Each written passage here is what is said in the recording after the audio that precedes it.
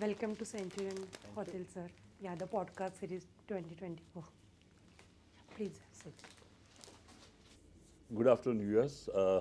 We have privilege to have Mr. Vinod with us. He has a large, about 2 decades of experience in hospitality, and with his enriched experience, we hope we will have a very stimulating uh, exchange of thoughts in the podcast, Hospitality Postcard to 2024. So Thank I you. look forward to have this stimulating discussion next half an hour with you. Uh, uh, to begin with, Mr. Vinod, how did this journey start? Where did you begin your hospitality career, and how did this exciting journey start? You've been an achiever now, so please share for our audience that how did this whole process start? Sure. My name is Vinod. I work for currently Pride Hotel. I head this Pune unit. Basically, I'm from Kerala. I started my studies and everything in Ooty. After my studies, I've done my catering college from Chennai. I started my career with Sterling Resorts. Over a period of time, then I moved out of hill station to the major city called Chennai. I used to work with GRT hotels. Then after that, I moved into Sarovar hotels. Then I was for a long tenure with Sarovar hotels. Then I was with Fortune hotels, ITC Fortune hotels. That's about 8 years, close to that.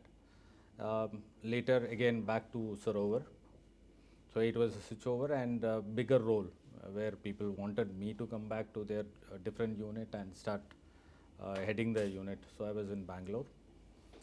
Post Bangalore, then I was in Chennai for a shorter tenure. That was predominantly the COVID period.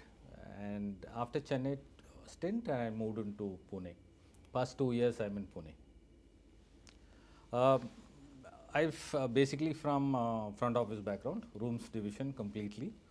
Where in our hotel industry say that the profit level more in those areas than F&B.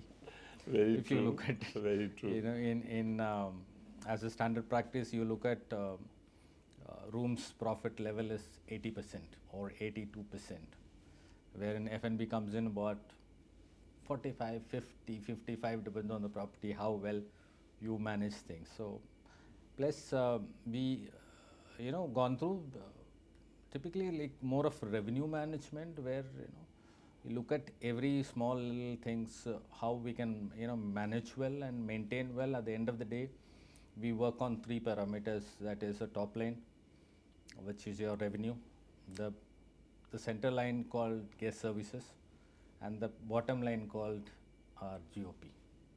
That's a core, operation where we used to work on, and that's how we are able to, get into success and kept growing in the industry. And today at the unit, so we make about 25 crores annual turnover for this unit alone.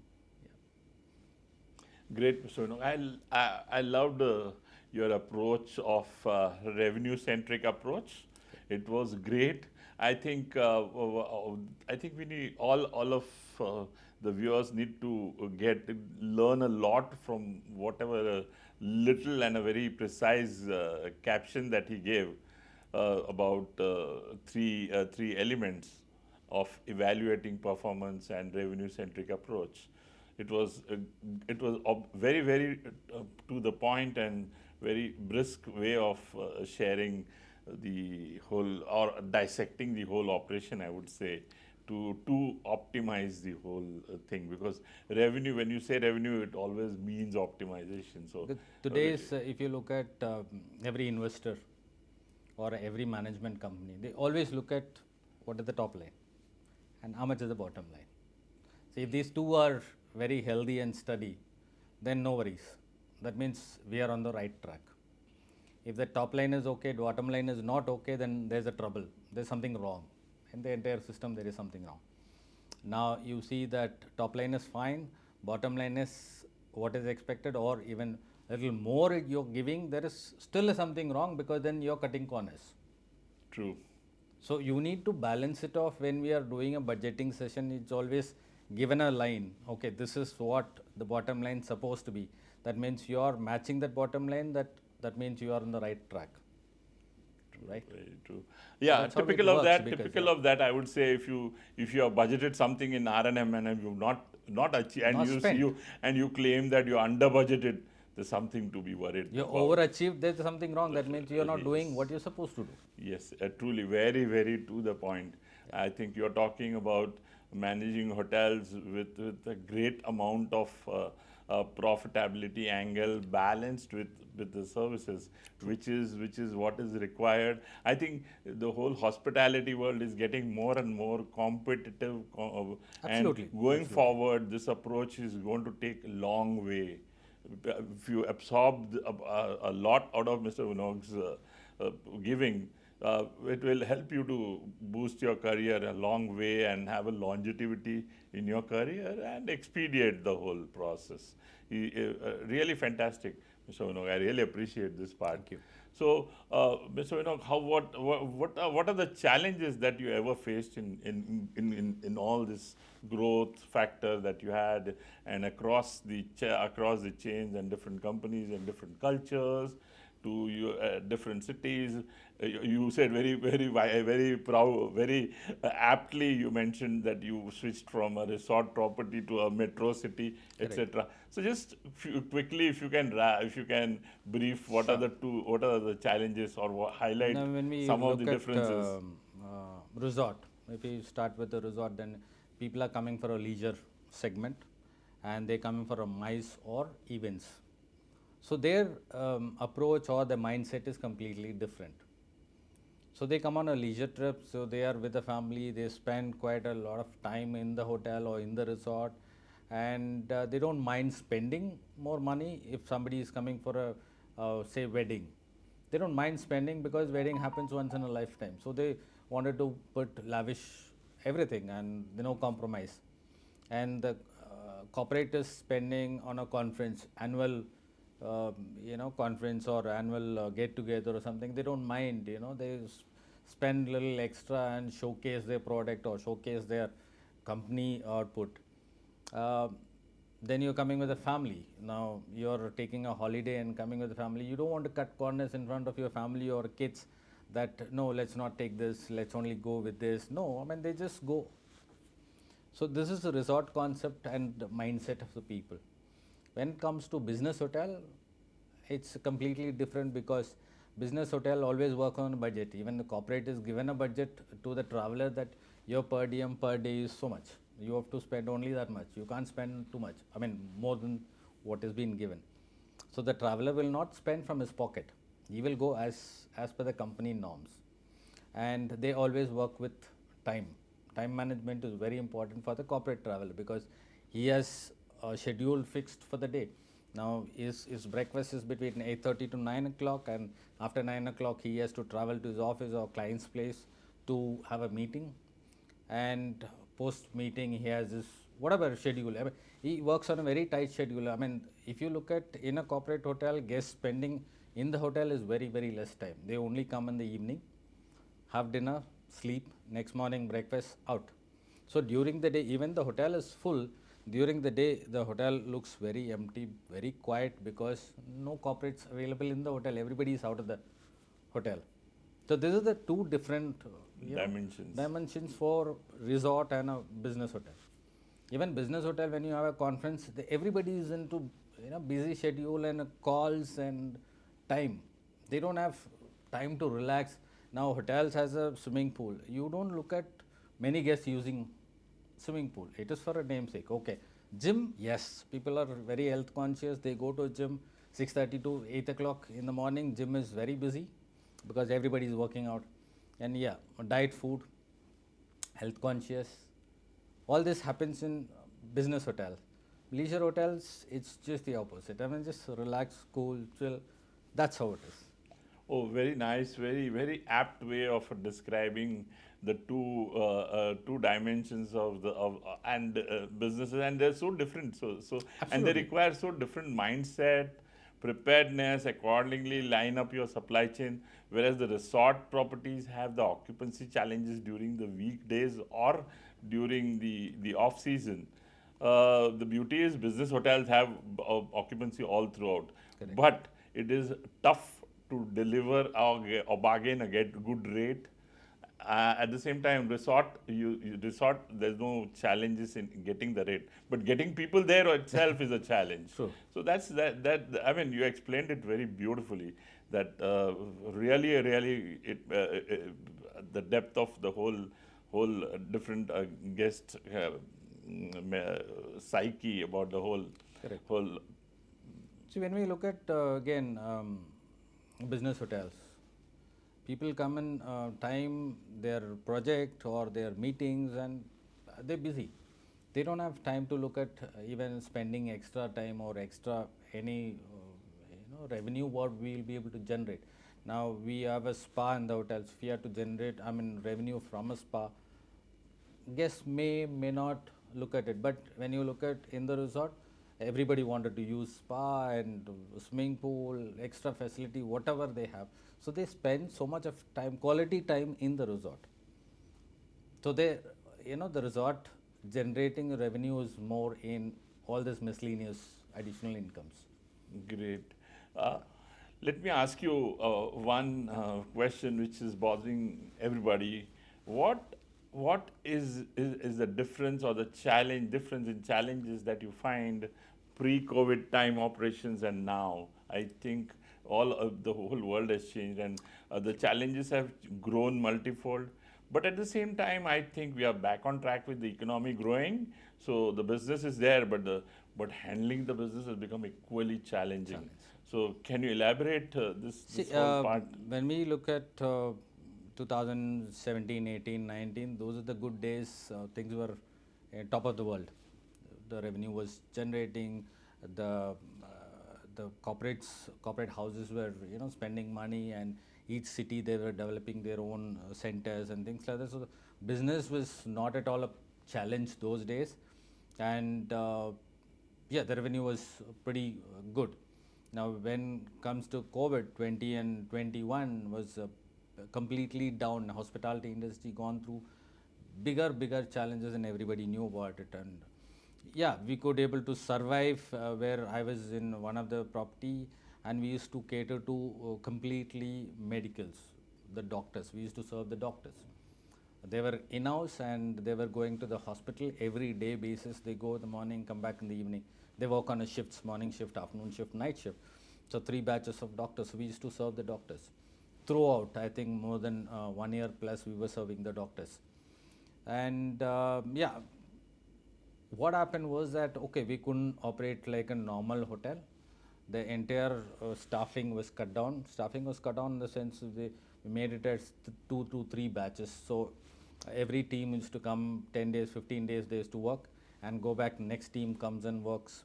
So what happens? Everybody gets there at least some kind of a salary to run their families. You can't just send off anybody saying that no job for you. So we could able to manage that, and we were able to pull it through 1 year just to maintain the hotel, because we don't want to close the hotel. Once you shut down the hotel and restart the hotel, it is so difficult. You never know where, what, how things are going to go wrong. So to avoid that, we were just managing this way. But we could able to pass through COVID and come back. And when we look at after COVID, the improvement or the growth, it is happening now. The first year when we were looking at comparing to 21, 2022 was like about just give me a moment. Close to about 20% growth was there when we were 21 to 22, and now 22 to 23 cut down to about 15, close to about 15% growth we are able to sustain to, and it's continuing. Now it's little slow, but unless until there are new things comes into the city or to the country. Last year the base itself was, so the growth percentage was high because the previous base was low. So correct. So that way at least we were able to, we were looking at 2019 to 22. So that was a growth plan what we were seen, and it was around 20%. So everybody was like, wanted to travel, whether it's official, whether it's a personal, everybody was out. I mean, What they called it, a revenge tourism. or revenge something. tourism. It was like absolutely true. I mean, everybody was all out. They just wanted to get a break from their, city, home, whatever. So everybody was spending, and even if you look at leisure hotels, were charging so high. The tariffs were very high. They made, at least to a certain extent, whatever they lost. Yeah, if you look at today in actual reality of the market, is about 10 to 15% growth is there. It is on the right track. Once we start getting into new projects or new development in the cities, I'm sure things will be much better. And we are on the right track. I don't see any drawbacks or fallout from going forward. And as we also see, there are a lot of development is happening across the country. So that's a good sign that things are on the right move. But how do you see the fulfilling the challenges of fulfilling the gaps that are created post COVID? The like challenges in getting the same skill set which we had pre-COVID, challenges in getting the necessary supplies, getting the cost, managing the inflated cost. Those are all all challenge- additional burden on GOP on one side, and getting them itself is a challenge. So I think one needs to look at probably newer training methods, quick learning training methods, newer training apps, or some such solution. Something new out of some out of the such box. solution and out of the box thinking is required to Challenge to was that, address the situation, whereas the business flow is increasing, but catering to the business flow to the expectations of a a typical Indian guest is getting more and more challenging. So we need to gear up to that level. So share a little thought revenue process wise, on that. the challenge was the revenue wise, yeah, it's coming back to on track. Now, if you see the flips of the other side of it is like, your manpower. Manpower crunch is there across the country, everywhere. Now, you look at whether it's north, south, east, west. Yes, globally. Any brand. I you guess talk about globally, it. Globally, yeah. globally. Everywhere there is a challenge. Everywhere there is a problem. Qualified or experienced getting manpower is a problem. Now, what some other group what already done is tied up with the colleges. Signing a MOU with the colleges whenever they pass out the team, and we pick them up and nurture them. From there, we start taking them to the next level.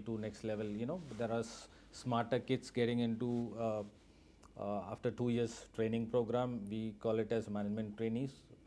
Take them to the assistant manager level. It's just that college, 2 years program, they get into assistant manager level.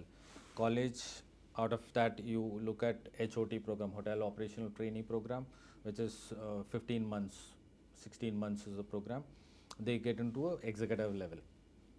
These are the two programs which is introduced, and things are on the right track to get in, at least trying to match their expectation to get that quality manpowers. Then we also going across, it's not only the local, we go across to other part of the state or other part of the country to fetch in trainees. More trainees coming into the hotel and train them. It's like earlier days trainees used to come, work and go, but today trainees are coming to the hotel, treat them well, give them all importance, and give them some time classroom training, some time on the job training, so that at least when they go back after 6 months or after 1 year training, they go back with a lot of bag full of knowledge. So this also supports when you have a trainees in the hotel, when you have junior managers or budding managers in the hotel, they also give our best output to match the standards. Now the third option is that we look at our within system, the team which is already existing, anybody is interested, they want to get into management trainee program, the existing staff team. So that is also it's happening to at least match the current trend, right? So all this, I think on the whole, if you look at it, our industry is not going to be stopped anywhere. It is going to go on and on and on. So getting a job is not a difficult. So any graduate who's coming out of the catering college, for sure, 100% he will get a job. He or she will get a job. There's no doubt about it. How well we train is what in our hand. Now, every hotel keep focusing on training manager. L&D department is separate, apart from HR. Earlier used to be HR and L&D together. Now it is completely two different departments. They spend so much of time on the floor with the team, off the floor, in the classroom. So entire day the training L&D manager is spend time to nurture them, train them, groom them up to a next level. So this is also, it's a great opportunity for the kids whoever coming up in the next generation. They can get a bright future. So these are the things what we are trying to fix things to overcome the challenges. Manpower crunch is major chunk, so this is what we are doing it. And of course cost has gone up in every area. As you look at provision to vegetables to fruits to everything, anything and everything, the cost has gone up. So yeah, I mean, if you look at You can't pass it on to you can't pass it on, but yeah, whatever was last year ADR we were doing, today's ADR is increased, at least say in an average about 800 rupees to 1000 rupees in an average we increase. So that is also matches. Okay, the top line increases, but the the expenses also increase. So the bottom line remains same. If it is 40% is the You're budget, happy. it remains same. At least we are not going negative, right? True, very true. Yeah. Well, how do you see the future now? Like next 3 years landscape. What do you think? What are your thoughts on looking See, forward next 3 years? If you look at that's what we were discussing that what when we are doing any kind of a figure, any kind of a budget or any discussion happens, we look at what is the past history, what is the current trend, and what is going to be future. So taking into past history and look at current scenario, we will plan our future. Now looking at these two combinations and future, it is going to be bright. There is no doubt about it. At least from here we are going to grow. It's not going to be a minus, it's going to be only plus. So it's on a positive trend. That's what we are looking at, and I'm sure every month on month or YOY, year on year, the business is growing. Even if the business is not growing, you're stuck at 75% occupancy or whatever, and your revenue is growing. So at least that friction is happening there. So things on the right track. I'm sure industry will do good. A lot of investments are coming in to the industry, and a lot of hotels are coming up. Many brands are coming in, whether it's international chain or Indian chain. They're developing like anything. Like you have many Indian hotel companies crossed 100 hotels. That is there in the news past couple of months. So everybody is growing and things on the right track. So as I said, no doubt, absolutely. Great, Mr. Vinod. We had Mr. Vinod has given a very positive picture of the hospitality after getting out of that depressing COVID period. So, viewers, please see a bright future, and he's also given you the entire thought process on how to handle and grow with the opportunities that are coming forward. So, Mr. Vinod, thank you for your very valuable and qualitative inputs that you gave to our viewers through your discussion. We are really thankful to you for giving that to us. Thank you. Thank you so much.